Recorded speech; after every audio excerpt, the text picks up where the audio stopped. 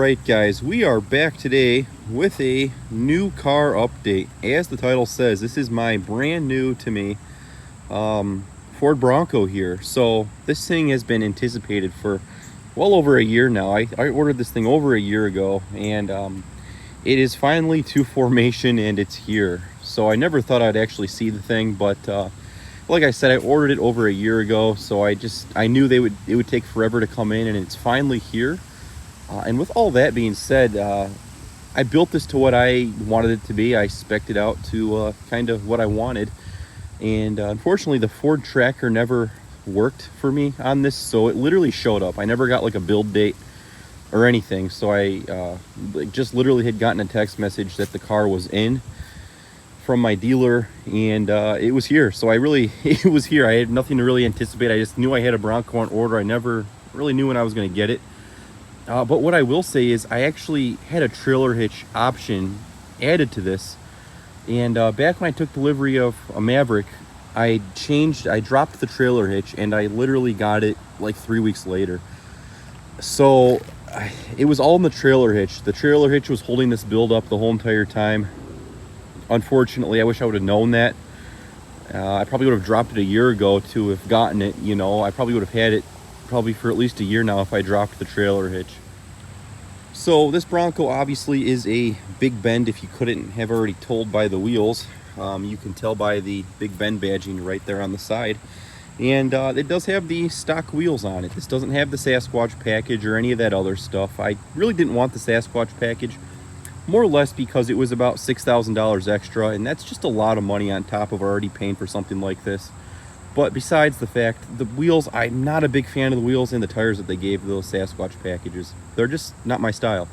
But other than that, like I said, you have pretty much the meat and potatoes of a Bronco. And I also have some actually different new wheels I'm going to put on there at some point or another. I'm just trying to decide on tires right now. But so I do have some 20s that I will throw on there, some off-road wheels and tires, I guess. And that's a whole new video on its own. But so that's kind of the explanation with the wheels there. These are, other than that, they are 255, 75/17 tires. They are riding on some Bridgestone tires, and they are 6 lugs. They do share the same bolt pattern as the Ford Ranger. Some people do put Ford Ranger wheels on these. They do look pretty good. I found a nice aftermarket option though I'm going to go with. So let's go up to the front bumper here and discuss what's going on in the front with this one. So of course we do get the big bend to grill. I do like it primarily because it's got the nice white Bronco letters. A lot of the other models don't have those. I think they're either dark or body colored. But again, this does have the nice Bronco. You really can't confuse it for anything but the Bronco. So go ahead and hit the key fob. This is the key fob. Just have Bronco, and then just have unlock and lock. No auto starter or anything like that, and I will get to that once we go to the interior. Hit the unlock button. We get tonight the nice signature Bronco lighting. That is an upgrade I opted to go for because first of all, you get cool orange turn signals, and with forescan you can actually make those orange all the time, and you can have white rings, so that's actually really cool. But other than that, the signature lighting, a lot of the higher end models like Outer Banks and above, it's all standard. I thought that was a nice cool option to have to be able to get. And I also decided to keep the stock bumper to retain the fog lights down below, as you can see. So after having it for about a week and driving it at nighttime and stuff and getting a take for what the lighting is, the headlights are super bright. But to tie it in with the fog lights, they're really bright as well. I'm glad I kept the stock bumper over the whatever you call it, the modular off-road bumper. But anyways, that's my own opinion. That's my own take on it.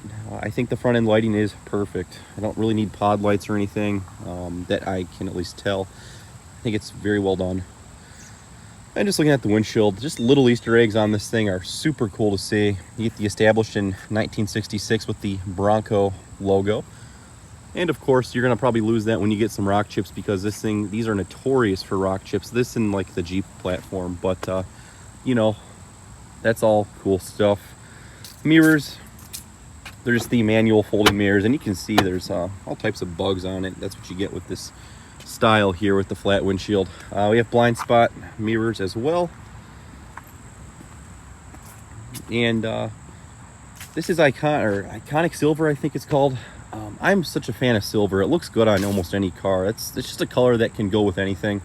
And I really thought the silver would look good with my aftermarket wheels I have for it. And I think it just ties in with like the black trim and all that stuff. So yeah, that's why I kind of went with the color I went with. It's not the most popular color on the Broncos. Actually, I think it's the least popular color, but and again, in itself, that's pretty cool as well. And those signature lighting does follow along through the rear. And then again, it just kind of goes with the silver. Those LED lights just really pop with the silver. That's why I kind of got it. So, rear end, as you can see down below, I actually already installed the trailer hitch. So that's a Curt trailer hitch. As you can see, I do have a video on that installation. Easiest install ever. You get 4 bolts hold that on. I still have yet to do the wiring on it, but we do have the trailer hitch now for like bike racks, small trailers, all that stuff. And that was $100. Ford wants, I think, $595, and then dealership as an add-on, they want like $900. So get the Curt hitch for $100. You'll be happy you did, if you don't like getting ripped off. So, and then kind of last but not least, as far as visuals for this goes, we got the roof rack. That's another thing that I just figured it would be cool to have. It looks cool on it. Whether I use it or not, I have no idea, but this is like a $395 option from the dealer, I believe, or from the Ford, from like buying it from the factory. I think it's something like $800 or $900 to buy it from the dealer as like an aftermarket accessory. So it's just one of those things, like I could always sell it or just put it aside or keep it. I have it. Got it at a good deal. So, and it looks cool. I think it looks really, really cool in this configuration. So, and I also forgot to mention, the Big Ben does get tow hooks down below. They are just kind of hidden, so that's also nice. That was a feature I didn't know if this got or not. They had to maybe get like a black diamond or higher. But anyways, guys, that's kind of the exterior of it. Let's go check out the inside. It is the 2-door, so you get kind of, your doors are a lot larger than the 4-door, but you know, that's everything standard for 2-door vehicles. But pillarless window, pretty cool. Obviously, these do come off. So I actually took these off a few days ago, and they're actually kind of hard to take off. So you get some bolts. You get I think like a 14mm bolt down there and another 14mm. It's kind of a pain in the butt to line up. So it's definitely, I would say, a 2-person job. You could probably do it in 1 person, but not a fun job. I'll probably leave these on a lot of the time. But looking at it, let's hop over to the interior. Since you do have the floor mats down below, the Bronco mats. Driver's seat is fully manual, but you do get like some nice lumbar height adjustments and, you know, your back adjustments. You're looking at the cloth. It's, you know, it's a nice seat. It does kind of attract all types of lint and stuff, but that's what you get with low-grade Ford cloth. So let's all step into the interior now. And door panel on your 2 doors only, you get a body color insert for whatever body color Bronco you have. And a little pad right here, and then your unlock and lock. You know, for something that's meant to come off and be rugged and power washed and all that stuff, it's nice, durable material. So, yeah, it looks pretty good. Looking at over to the interior now. So this is our Big Bend. So we'll start it up and take a look over at what we got here. So Big Ben gives you like a leather steering wheel, I think some cruise control stuff. And there's our gauge cluster, our kind of underwhelming Bronco gauge cluster. It gives us everything we don't want, and the things we want it doesn't have. So there's all types of menus in this cluster. It's just, it's poorly done for many reasons I'm not going to go into. But coming on here to the lighting controls, gauge dimmers, headlights, fog lights, parking brake, hood pop. So we'll unlock that, shut the door, and visibility is great in this thing, obviously. So looking out of it, you see right over the hood. This is a very nice commanding view in driving this thing. As you see, we have about almost 400 miles on it now. And again, there's the gauge cluster and all that good stuff. And plenty of Easter eggs inside this thing. So just coming over, looking at the dash, I opted for the rear locking diff as well. So it's pretty much a fully optioned Bronco Big Bend with a stick shift. So that's, you know, kind of what differentiates it from everything else out there. Like I said, not everybody puts options on Big Bends, but you know, do your research and you'll see what's out there. Aux switches as well. So we have 6 auxiliary pre-wired outlets for whatever you really want to put into this thing. Then you have a manually dimming mirror right there, and your lighting controls and all that stuff. So we have the 6-speed manual trans. Yeah, some could call it a 7 because you get a crawler gear right there. You can go like 5 miles an hour with that. But that is your manual transmission. It is buttery smooth. It feels just like a Focus ST, maybe with just a little more throw. It feels so good. I mean, Ford smacked on the head with this. It's nothing like a Wrangler. It's not like driving an 18-wheeler or anything like that. This is just a very well-made gearbox. It's nice and refined. Clutch is super easy to drive too. I mean, the thing pretty much drives itself. And I'll put it in gear, and we'll put it in first gear here. And I'm not going to touch the gas, but watch the car. It will rev up.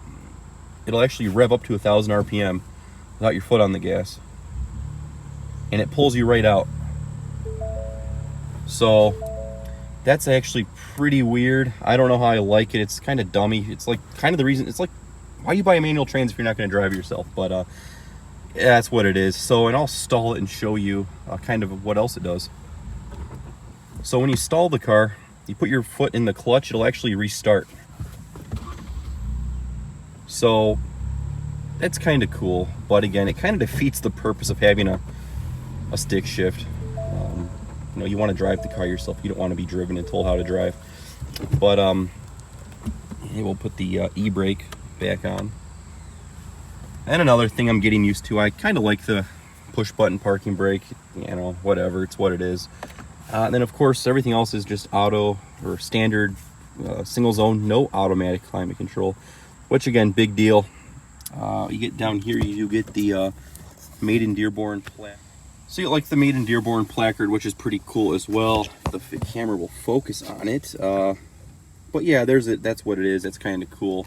And the gear shifter is kind of stitched really nice as well. And then again, if you look over here, you kind of get your Bronco headlight outline with the push button, and then your climate control is kind of similar as well. So but let's go ahead and check out the window sticker now. So the window sticker on this one, you can go ahead and pause it, but there's all of our options for this one, coming to a total sticker of about $39,390. And since I ordered it back when these things were originally priced, I was price protected, so I paid quite a bit under that, but that's kind of what you'd pay if you were to order this thing today. But again, thankfully I was price protected, so it's nice Ford's doing that. And we get all airbags and all that good stuff up here. So being a two-door, something's on, the headlights are on. To get to the rear seats, you just fold that right there, and there's your rear seat. As you can see, we already upgraded the speakers, and yeah, there's your sound deadening headliner. But let's go walk around it now. I'm not going to climb back there. I'll probably never climb back there. But we'll even pop the gas cap. Some more just kind of cool little things that make it kind of special. So coming to the rear, this is strut assisted. Your rear end is, so that's kind of cool as well. And you can put all types of accessories back here. They kind of make holes for you can drill right through this stuff, and then drop wires and all that stuff in your tailgate. So that's really cool that Ford lets you modify it how you wish. Coming to the rear again, you get defrosters up top, and some storage with your jack, some tie downs. So you get a good bit of storage for a two-door. And then again, these seats actually fold and they go forward, so, and they can be removed as well, so you can get some space out of this if you had to.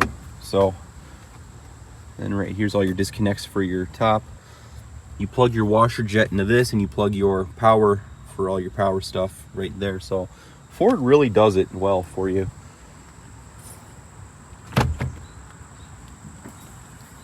But just objectively speaking, this thing just blows the doors off a Wrangler as far as quality and just overall build. And I know they Jeep knows that now, so we'll be curious to see what they do with their new Wranglers. But let's go under the hood real fast. And then this one does have a hood latch apparently. So get under the hood. Let's open the latch there. And the hood is aluminum, so it's super light. But look at it, we did get the 2.3 EcoBoost. It's got about 300 horsepower or something like 300.